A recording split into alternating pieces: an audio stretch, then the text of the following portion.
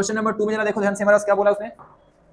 अब question number 2 में उसने नाम बदल दिया, इसको उसने क्या बोल दिया हमारे पास m, इसको उसने क्या बोल दिया हमारे पास n, ये वाली लाइन यहाँ से हटाई और परपेंडिकुलर डाल दिया, यही बोला ना p, ये हमारे पास बोल दिया उसने क्या हमारे पास x, ये उसने क्या बोल दिया हमारे पास y, ये हो गया आपके पास 90 डिग्री, परपेंडिकुलर का साइन वहां पे लगा हुआ है, और आपके पास क्या दे रखा है यहाँ पे a, यहाँ पे दे रखा है b, और यहाँ पे दे रखा है c।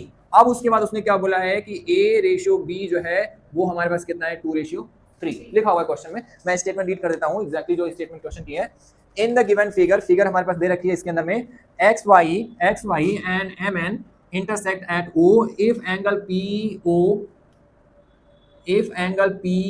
is equals to 90 degree and AB ratio हमारे पास क्या, A/B कोर्स में 2/3। हमें C की वैल्यू निकालनी है, आपसे AB नहीं पूछा उसने, आपसे उसने पूछा केवल C की वैल्यू बताने के लिए।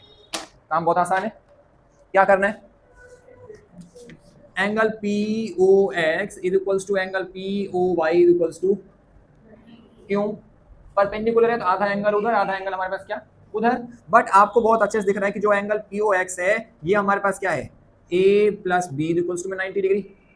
POX किसके इक्वल है, A + B के बराबर है। A और B का रेशियो दे रखा है, तो मैंने A को लिख दिया 2x, इसको लिख दिया 3x इक्वल्स में कितना हमारे पास 90 degree, 5x equals to 90 degree, x की वैल्यू कितनी है हमारे पास 18। हमें x नहीं चाहिए था, मुझे क्या चाहिए था a कितना आपका आ जाएगा, ये 2 इंटू में 18 दैट इज 36 डिग्री। हमें चाहिए था b 3 इंटू में 18 दैट इज इक्वल्स में 54 डिग्री।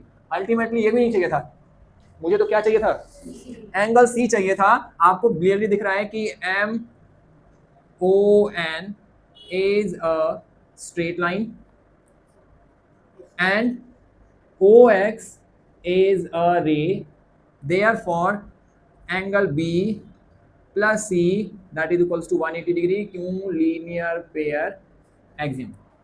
अभी अभी B की वैल्यू आपने निकाली है 54 degree plus C that is 180 degree, तो C की वैल्यू कितनी आएगी 180 माइनस का 54 दैट इज 120।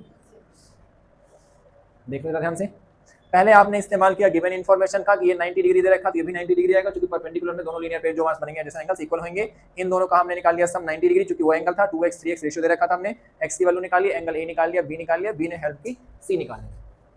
ठीक है, हाँ जी।